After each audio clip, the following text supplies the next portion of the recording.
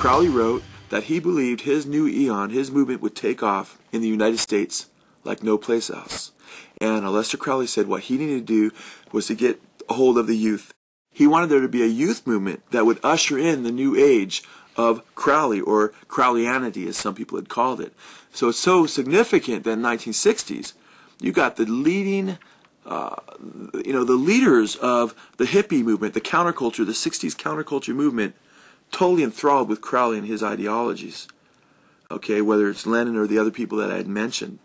Now what's incredible about this is not only is working in concert with these musicians are some of the leading academic rebels of the 1960s, whether it's Robert Anton Wilson, who ends up editing the Playboy Forum for Playboy magazine, in a big part of the hippie movement, was a follower of Crowley and practiced a lot of his magic, he said, and read every book he could get his hands on.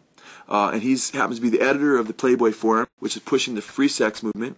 Or whether it's Timothy Leary, who on PBS interview said that he believes that he is completing Crowley's mission. Okay, Timothy Leary, the Harvard professor who turned many of the children onto mescaline and different drugs, and as a result of Leary's influence, many people got into LSD and so forth. Now it's interesting. You have the leading drug guru. You have one of the leading sex gurus in the 60s, and you have the leading sex guru regarding homosexuality in the 60s, Harry Hay, who's the founder of the modern homosexual movement, who's a full-blown Crowleyite, a member of the OTO, Crowley Ordo Templi Orientis, or the Order of the Temple of the Orient. Harry Hay is a member of the Los Angeles Lodge, the keyboard player, and also a music professor. And he's full on to Aleister Crowley, the OTO. It's about in the sex magic, and as you know, Crowley was into sex with kids and all that stuff. Harry Hayes here pushing the whole homosexual movement. He was considered the oldest hippie in the 1960s. We show him marching with the NAMBLA sign, North American Man-Boy Love Association, which would fit really in with Crowley's teachings. But here you have Harry Hay, Timothy Leary, Robert Anton Wilson, also Kinsey. Kinsey and the Kinsey sex reports. He was very prominent in pushing the so-called free sex movement on an academic level and making it acceptable, so-called on a scientific level, with many of his so-called testings, where he was showing that a large segment of the Western population is homosexual, when in fact they were rigged tests. Many of the testings were done in prisons, where you would have a greater homosexual population as far as men with men. However, it's also been found out that through some of his researchers that he had many experiences by stimulating children into sexual experience and so forth. Now what's interesting about this, Kinsey was also influenced by the teachings of Aleister Crowley. In fact, Kinsey was pretty close to a man by the name of Kenneth Anger.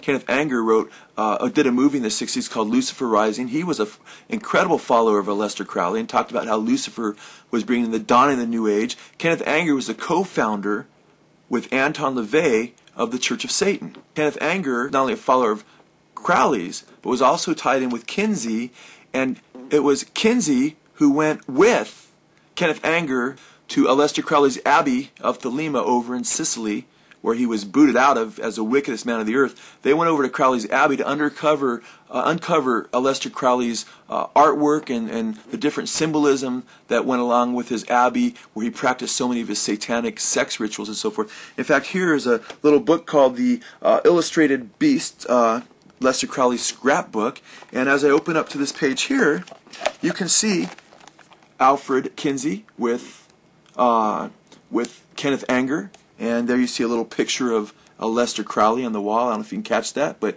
here they are at the Abbey together. These guys all tie in together. These are the major shakers of the sexual revolution, the drug revolution, as we've talked about, Leary and so forth, of the 1960s, and they're all tied into the teachings of Aleister Crowley, who was a full-blown Satanist, who desired to overthrow Christianity and said that Christianity must go and bring forth the religion of the Antichrist.